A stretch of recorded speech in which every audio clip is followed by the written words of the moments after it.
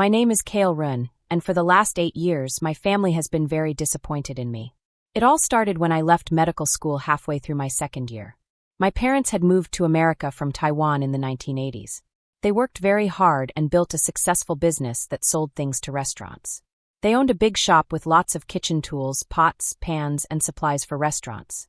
They worked long hours every day and raised 3 children with one big rule: become a doctor, lawyer, or engineer.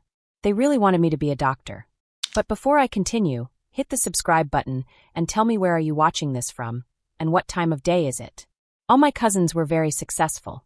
Caius was a heart doctor at Johns Hopkins. Leora was a lawyer in Boston. Soren was a brain surgeon. Anwin was a lawyer who worked for the government. My other cousins also had big jobs. Some were professors, some were engineers, some ran big businesses.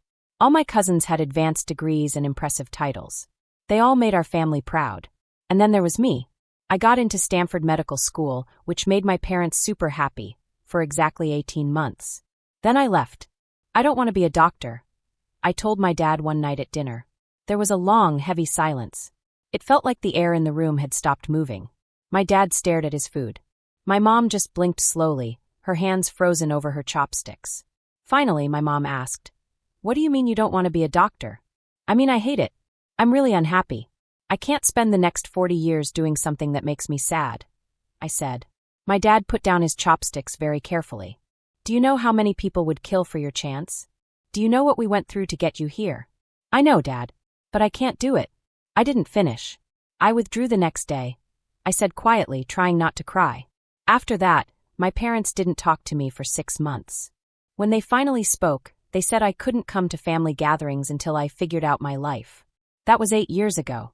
After that, every family dinner, I became the example of someone who wasted their talent. "Did you hear Kale is still doing that computer thing?" my aunt would say. "What a shame," someone else would add. My mom would nod sadly, as if I had died instead of just choosing a different job. They didn't know what I was really doing. I kept it a secret. I didn't want them to see me trying and succeeding at something completely different from what they had imagined. After leaving medical school, I moved to Austin, Texas. I chose Austin because it was far from my family, cheaper to live, and a growing tech city. I wanted a place where I could start fresh and not feel judged. I had an idea. When I was in medical school, I noticed that hospitals had a lot of problems with their supplies. They paid too much money, often ran out of things, and had way too much paperwork. Doctors and nurses were stressed because they couldn't find the things they needed, and hospitals were wasting money. The system was broken. I wanted to fix it. I spent 6 months working very hard, building a computer program that used AI to help hospitals order the right supplies. It could guess what they needed based on how many patients they had, the time of year, and what they had used before. It could order things automatically, get cheaper prices, and stop waste. I called it MedFlow. My first customer was a small hospital in Texas that was spending too much money. I gave them a free trial for 3 months. After 3 months, they had cut their supply costs by 34% and never ran out of supplies. They were so happy that they signed a 3-year contract. Soon, other hospitals in their network wanted it too. In 6 months, I had 12 hospitals using MedFlow. In a year, I had 50. I hired 2 programmers from the University of Texas, a sales director who knew medical software, and a customer success manager.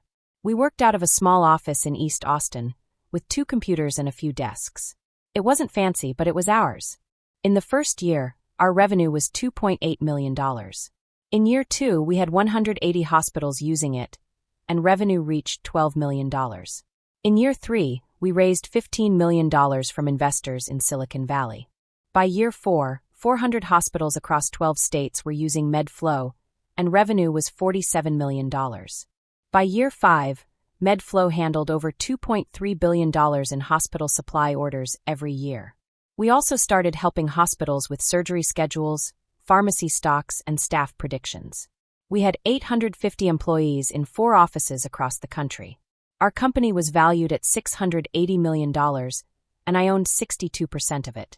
Forbes wrote about me 8 months ago, calling me the medical school dropout saving hospitals $1.2 billion every year. Business Insider wrote about how I was changing healthcare without being a doctor. They asked me about my philosophy. I told them, "You don't have to be inside the system to fix it. Sometimes being outside helps you see things clearly. 3 weeks ago, I got an invitation to speak at the National Healthcare Conference in Chicago. My talk on hospital supply innovation was attended by 2,000 healthcare leaders. 2 weeks ago, the mayor of Austin called me. Kale, we're hosting the annual Innovation Gala on Saturday, September 16th. We want to give you the Entrepreneur of the Decade award. I was shocked. Mayor, I'm honored, but there are so many other deserving people. I said. Kale, your company has brought 850 jobs to Austin. You've brought in over $100 million in investment. You're changing healthcare.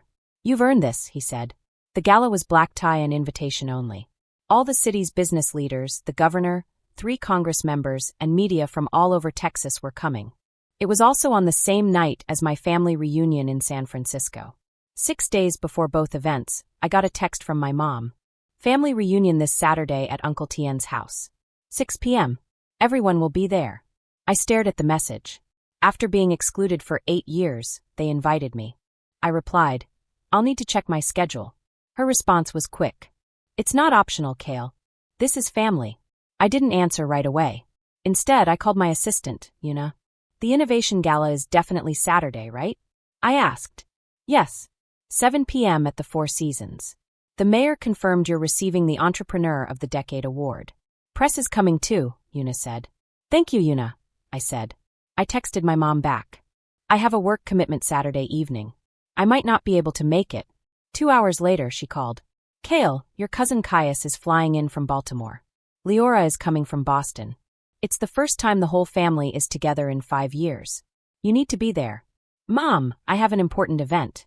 It's more important than family, I said. This is why everyone worries about you, she said. You've been doing that computer job for 8 years now.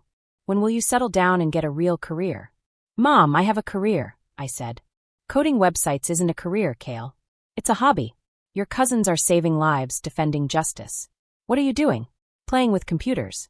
I took a deep breath. I can't make it Saturday. I'm sorry.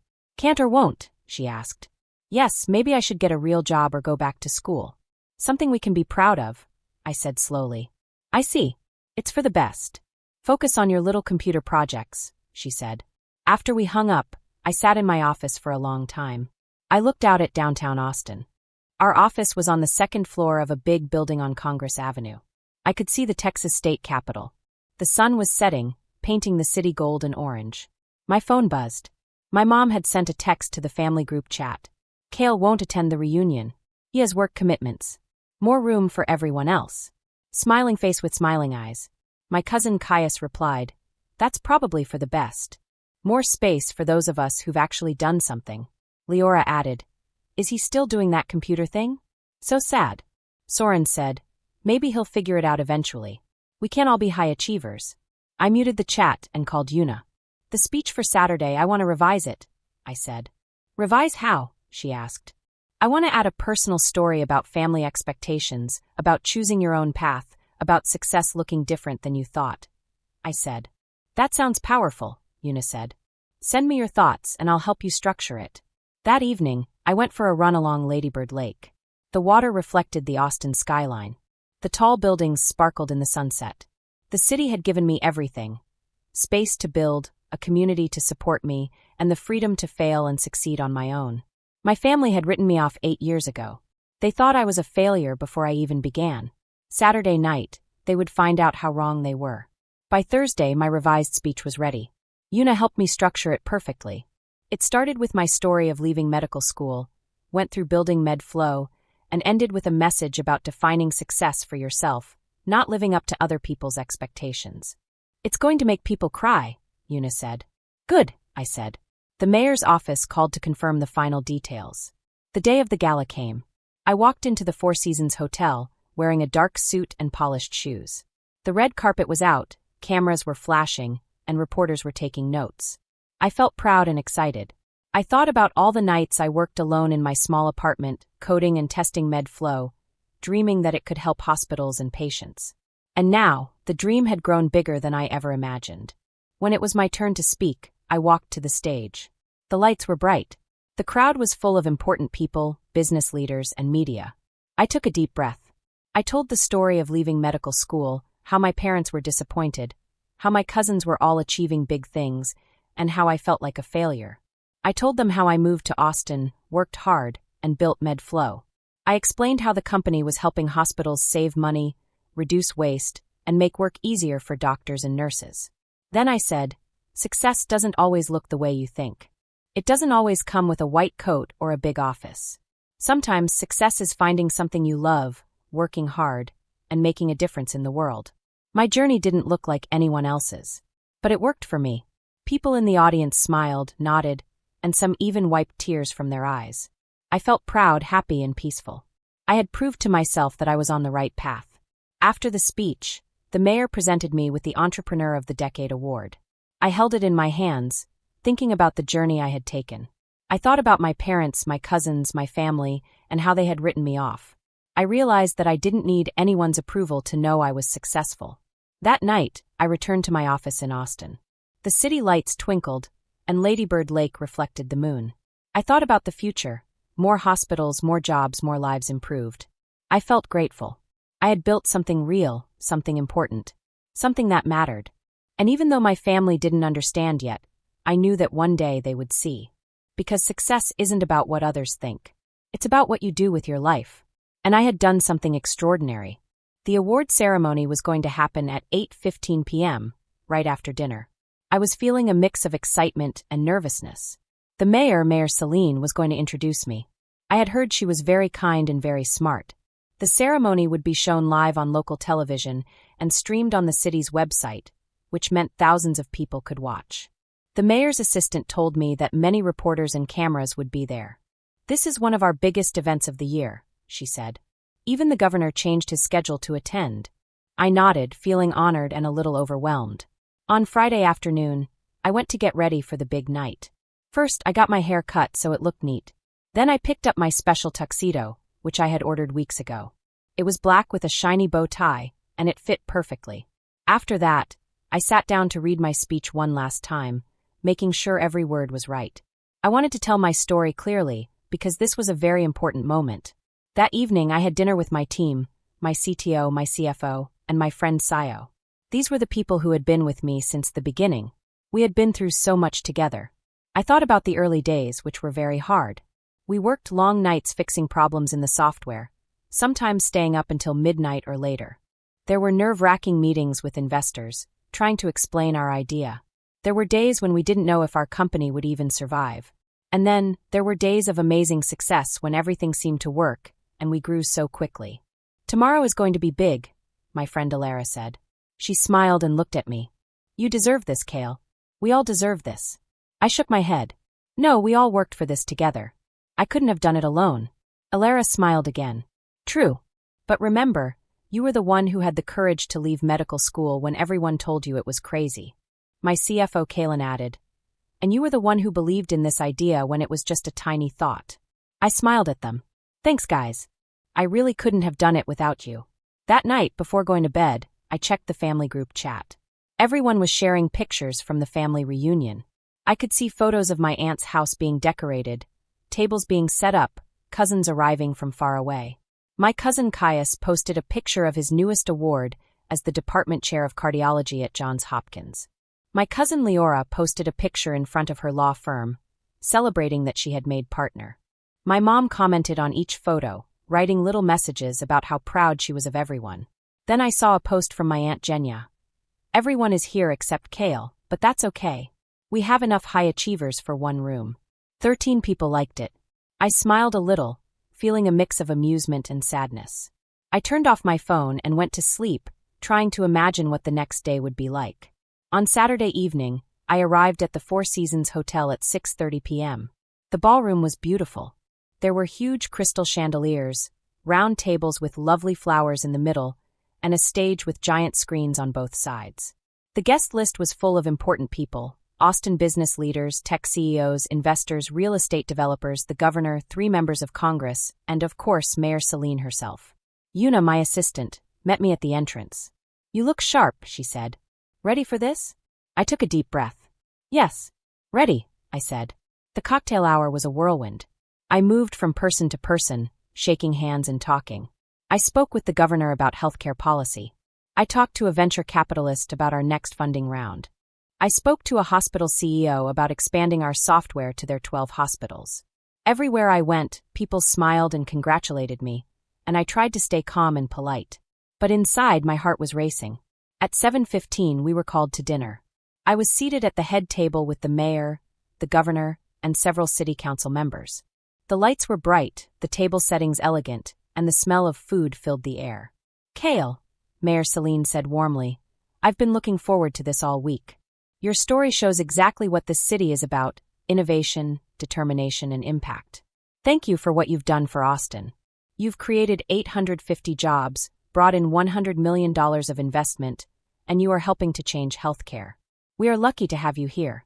I thought about my family. Across the city, they were at my uncle's house, probably talking about their own accomplishments. They probably didn't know I had become the CEO of a $680 million company. I imagined them saying, "Kale never figured out his life." I smiled quietly to myself and focused on my dinner. The meal was beautiful, but I barely ate. My mind was running through my speech. I wanted every word to be perfect. At 8:10, the lights dimmed. The screens lit up with the Austin City seal, and Mayor Celine stepped to the podium. "Good evening, everyone," she said. "Thank you for joining us at the 10th Annual Austin Innovation Gala. Tonight we celebrate the people who make our city extraordinary: entrepreneurs, innovators, and visionaries." She spoke for several minutes about Austin's growth and the importance of supporting entrepreneurs. Then she shifted. "Our Entrepreneur of the Decade Award is given to someone who took a risk, built something meaningful, and created a lasting impact. This year's recipient did something remarkable. They left a guaranteed, prestigious career to follow an idea that everyone said would fail." The screens lit up with a photo of me 8 years ago. I was in a tiny office with a whiteboard full of diagrams. The caption said I had left Stanford Medical School to build software that would help hospitals run better. Everyone thought I was crazy. Another photo appeared. Our first office in East Austin, just me and 2 developers squeezed into a small room. From that small office, I built MedFlow. More photos appeared. Our team growing, offices expanding, hospitals signing contracts. MedFlow now serves over 400 hospitals, employs 850 people in Austin, and saves the American healthcare system over $1.2 billion every year. Our company is now worth $680 million and has brought more than $100 million in venture capital to Austin. Mayor Celine smiled. But beyond the numbers, Kale represents something essential: courage. The courage to define success on your own terms. To trust your vision even when others doubt you. To build something meaningful instead of something expected. She paused. "Please welcome to the stage our Entrepreneur of the Decade, Kale Wren." The room erupted in applause. I straightened my tuxedo and walked to the stage. The mayor handed me a beautiful crystal award. Cameras flashed everywhere.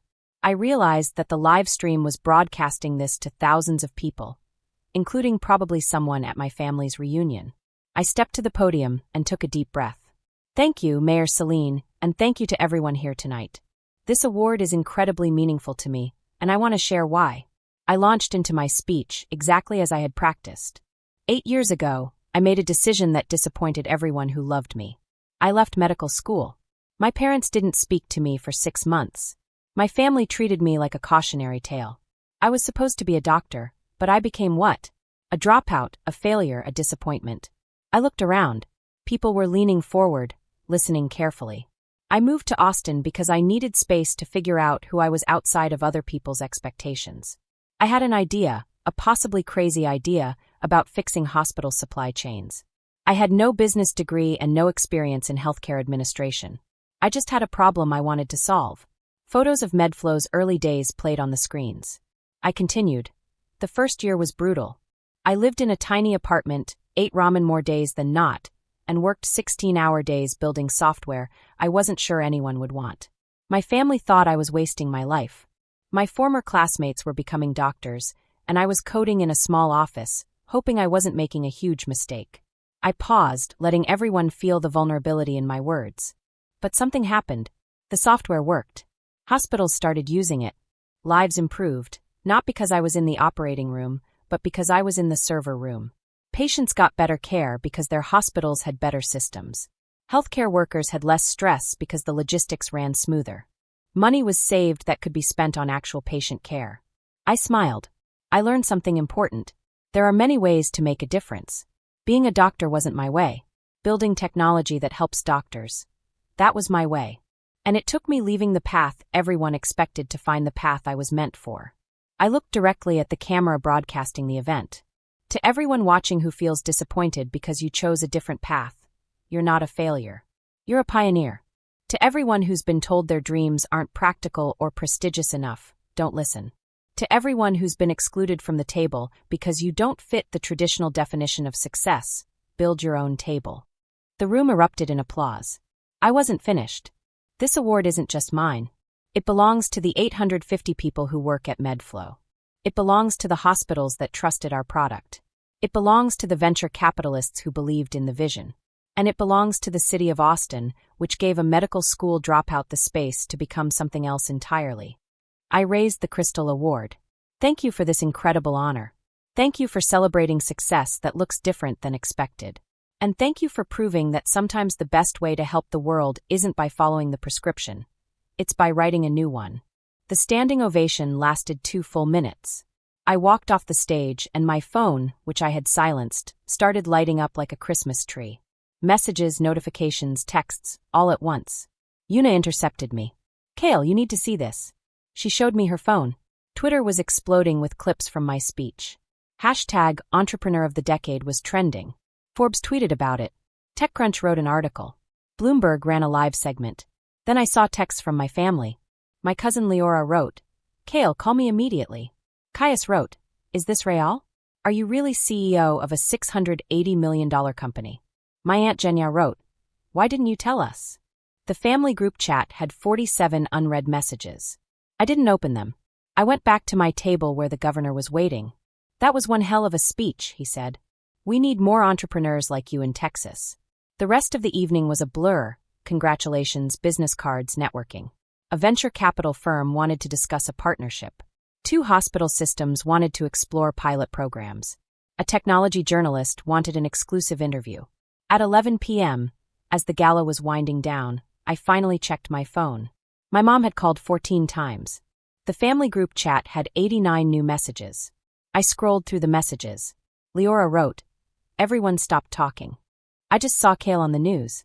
You are the CEO of a $680 million company." Caius wrote, "Impossible. You only do freelance coding." My mom texted, "I am calling him now." Aunt Jenya wrote, "We told him not to come to the reunion because it would be embarrassing. He's getting an award from the mayor. What have we done?" I pocketed my phone and walked out to the hotel terrace. The city lights of Austin spread out like stars. Una found me 20 minutes later. "Your family?" she asked. "They're figuring some things out," I said. "Are you going to call them back eventually?" she asked. "Yes," I said, "but not tonight. Tonight is for celebrating." Sunday morning, I woke to 127 text messages, 31 missed calls, and 19 voicemails. I ignored them and went for a run. When I returned, Una had forwarded me all the morning media coverage. The world had heard my story. The city had celebrated my success. And finally, I allowed myself a moment to feel proud, knowing that 8 years ago, I had taken a crazy chance, and it had worked. The awards ceremony had been on all the big business news channels. My speech had been shared over 400,000 times on social media. People were talking about it everywhere. 3 Instagram accounts had taken quotes from my speech and turned them into pictures that people could share. I even saw one of my quotes on a t-shirt someone posted online. The dropout kid who had built a $680 million company was trending on LinkedIn. That was me. Me, Kale, the kid who had left medical school and followed a crazy dream. At 10 a.m., my mom called again. I saw her name pop up on my phone, and I hesitated. I knew this call could be hard, but this time I picked up. "Kale," she said. Her voice was soft but serious. "We need to talk." "Hello, Mom," I said carefully. My heart was beating a little faster. "Why didn't you tell us about your company? About your success? About all of this?" she asked. I sat down on my couch and looked out at the Austin skyline. The buildings were tall, and the sun was shining brightly, but I felt a little tense. "You never asked," I said simply. "We asked about your work all the time," she replied. "No, you didn't," I said. "You made guesses. You called it that computer thing and freelance coding and told me to get a real job. You never asked what I really did. You could have told us anyway, right?" She didn't answer at first. I kept going. Every time I mentioned my company, you ignored it. Every time I talked about my work, you compared me to my cousins and said I wasn't good enough. You didn't let me come to the family reunion because I'd embarrass everyone next to doctors and lawyers. There was silence on the phone. I could almost hear her breathing. Kale, we didn't know exactly, she said finally. You didn't know because you didn't want to know, I said, my voice steady. You already decided I was a failure. You already wrote a story in your mind where I was disappointed. Actually learning about my life would have made that story harder. That's not fair. Mom, you told me to get a real career. I have 850 employees. You told me I was wasting my potential. I'm saving hospitals over $1 billion every year. You told me I should be ashamed. The mayor just gave me Entrepreneur of the Decade. I could hear her crying softly on the phone. Your Aunt Jenya feels terrible, she said finally. Everyone does. We watched the ceremony at the reunion. Someone had the local news on, and suddenly you were on the screen. Everyone stopped. We watched your whole speech, Kale. It was beautiful. Thank you. We want to make this right. Can you come to dinner? Everyone wants to congratulate you. I corrected her gently. Where was that energy 8 years ago? You were leaving medical school. I was choosing a different path. You could have supported me. You could have been curious instead of mean. You could have asked about my dreams instead of insisting on yours. More silence. What do you want from us? She asked finally. I don't want anything from you, Mom. That's what I've been trying to tell you. I built this without your support, without your approval, without your presence. I'm not angry. I just don't need you to say I'm good.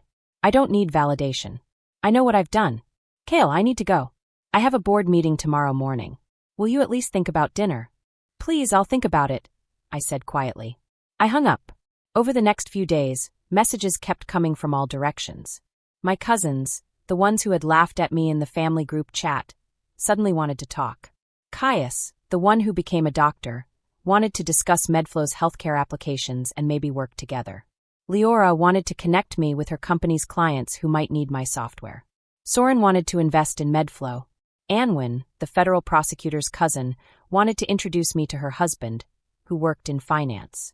Every single message followed the same pattern. A short apology for not understanding my career, then a long explanation about how they could help me now that I was successful. I didn't respond to them. Not a single word. What I did respond to were the hundreds of messages from strangers. People I didn't know. People who had seen my speech and were inspired. College students who were afraid of disappointing their parents. Mid-career professionals thinking about making big changes. Other entrepreneurs whose families didn't believe in them. I spent hours answering those messages. I gave encouragement. I offered advice. I connected people with resources.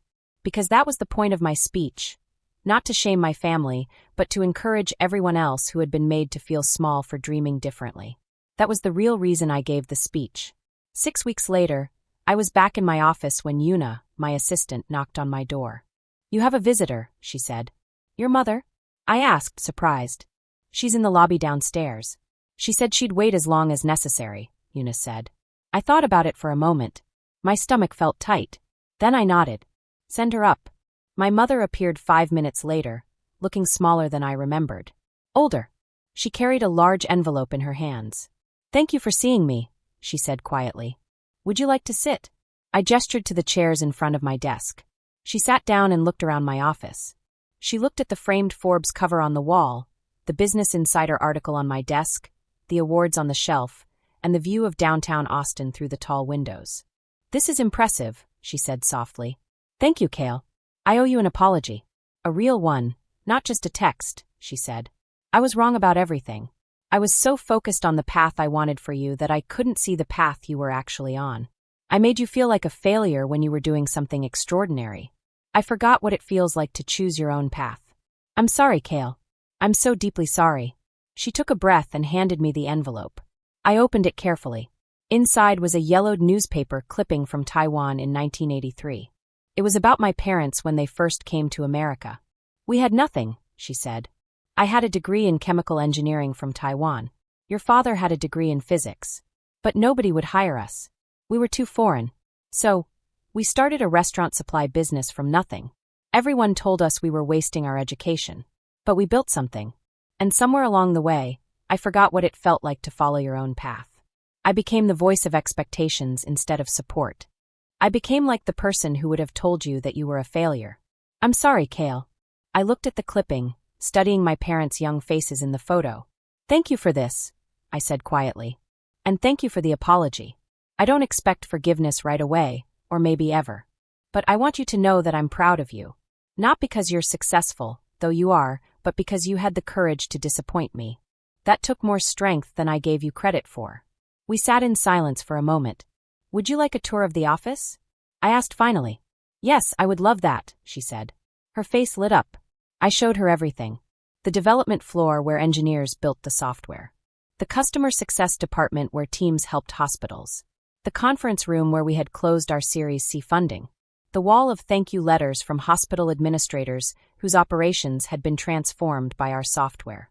I told her about one letter we got last week from a small rural hospital in Montana. They said our software helped them stay open during a critical shortage. They served 20,000 people in an area with no other hospital within 60 miles. Without MedFlow, they would have closed. My mother read the letter, tears streaming down her face. You're saving lives, she whispered.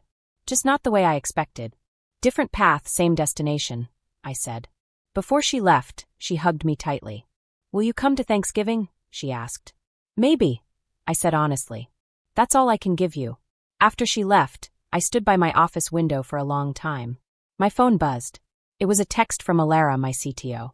The hospital system in California just signed all 12 locations. $8.7 million contract. I smiled and typed back, excellent work. Tell the team I'm buying lunch tomorrow. That evening, I went to my favorite taco place in East Austin. This was the same place I had eaten at least twice a week during the early struggling years. The owner, Maria, greeted me with a huge smile. I saw you on TV, she said. The mayor's award, Kale. I'm so proud of you. Thanks, Maria. You remember when you used to come in here and work on your laptop for hours? I used to worry you weren't eating enough. I laughed. I remember. You gave me extra chips because I was too skinny. And now look at me, entrepreneur of the decade. I ordered my usual and sat at my usual table. The same one I had sat at hundreds of times when I was building MedFlow from nothing. My phone buzzed again. An email from Forbes. They wanted to interview me for their cover story on healthcare innovation. Another email from the governor's office. They wanted me to consider serving on the state's Healthcare Innovation Council. Another email from a venture capital firm. They wanted to discuss investing in MedFlow's Series D round. I set my phone down and looked around the small taco restaurant. This place had been there for me when nothing else was. When my family had written me off. When the future was uncertain. When success was just a maybe. Success hasn't changed me. It had revealed me. I wasn't disappointed who got lucky. I was an entrepreneur who had been underestimated. I wasn't a dropout who settled. I was a visionary who chose a different path. And I wasn't embarrassed. I never had been. My family had finally figured that out. But I had known it all along. My tacos arrived and I ate slowly, savoring every bite. I looked out at the Austin sunset, painting the sky in brilliant colors. I had come to this city 8 years ago as a medical school dropout with an idea and a dream. I was leaving here. Well, actually I wasn't leaving. I was staying. This was home. And home, I realized, isn't where people accept you. Home is where you accept yourself. Home is where you can look back at your struggles and know that they made you stronger. Home is where you can celebrate the victories you worked so hard for, even if no one believed in you at first. I thought about all the people who had sent me messages after my speech. The college students scared to disappoint their parents, the mid-career professionals thinking about major changes, the entrepreneurs whose families didn't believe in them. I thought about how my own family had finally started to understand. But more importantly, I thought about how I had never stopped believing in myself. I finished my tacos feeling full and content. I looked around at the taco place, the small restaurant that had supported me during my toughest days, and I felt gratitude. It wasn't the awards or the recognition that mattered most. It was the journey, the struggles, the small wins, and the people who had quietly supported me along the way. I put my phone away. The sun was setting, and the sky was a brilliant mix of orange, pink, and purple. The city looked peaceful. I realized that this moment, simple, quiet, and filled with reflection, was just as important as any award or headline. It reminded me why I had started MedFlow. It reminded me that success is about making a difference, not just about being noticed. I smiled, thinking about the road that had brought me here. The failures, the doubts, the lonely nights, the small victories. They had all led me to this place of calm and satisfaction. I had taken a path that was different from what everyone expected, but it was the path that was right for me. And as I sat there watching the sunset, I knew something important. Success isn't just about what others see. It's about knowing your worth, believing in your dreams, and never giving up, even when everyone else doubts you. I had built something amazing. I had followed my path. And I had finally found my home, inside myself, in my work, and in the city that had become my own. I took a deep breath and let the feeling sink in. This was my life, my choice, my path. And for the first time in a long time, I felt completely at peace.